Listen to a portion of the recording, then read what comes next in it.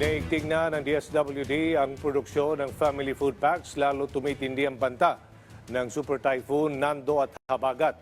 Si Noel Talakay ng PTV sa detalye. Noel. So, tiniyak ngayon, sinabi ngayon ng Department of Social Welfare Development na pinaigting na nila ang kanilang repacking dito sa my production center sa Pasay City sa National Resource Operations Center. At sa mga oras na ito, ang kanilang nire-repack ay mga bigas. As of 12 noon, nasa 13,000 na mga bigas or na-repack na bigas na tigya 3 kilo.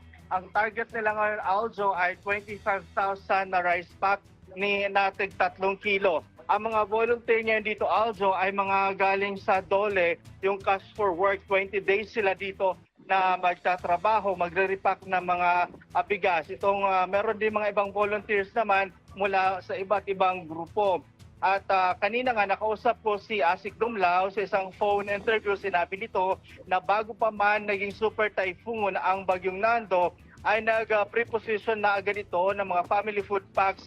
Katunayan, 20,000 na family food packs ang pinadala nila sa Batanes, 8,500 sa Region 2, 4,000 na inihatid sa Kalinga Warehouse para sa Cordillera Administrative Region at 1,000 na family food packs. Bago pa man po dumating ang Bagyong Nando, nakahanda na ang Department of Social Welfare and Development. Ito ay alinsunod sa utos ng Pangulong Marcos Jr. na tiyakin na wala pong pamilyang Pilipino ang magugutom sa gitna ng kalamidad. Also, ayon pa kay Dumlao, nasa mahigit 3 million na nakapreposition ang mga family food packs bago pa man ang magkaroon ng super typhoon. Kaya naman ngayon, nasa 2.6 million na lang ito dahil nung mga nakaraang bagyo nga ay nag-distribute sila mula sa mga family food packs na nasa NROC at sa Visayas Disaster Resource Center sa Cebu.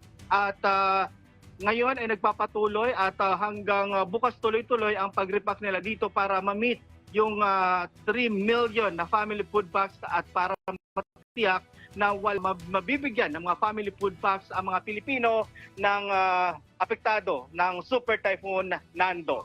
Also, Maraming salamat, Noel Talakay.